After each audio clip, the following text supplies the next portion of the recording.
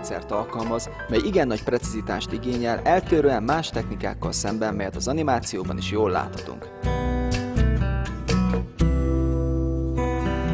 Ezzel a forradalmian új technológiával, egy 0,5-0,8 mm átmérőjű kiszedőtű segítségével, mely a Kft. Szabadalma, képesek vagyunk a hajszálankénti hajkivételre, akár egy grafcsoport megbontásával is, a hajhagyma érintetlensége mellett.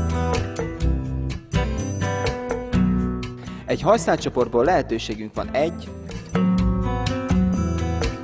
2, de akár több hajszál kivételére is. A hajátültetés fejlődésében ez a módszer azért jelent áttörés, mert így nem okozunk akkora ritkulást a donor területen, azaz a tarkon.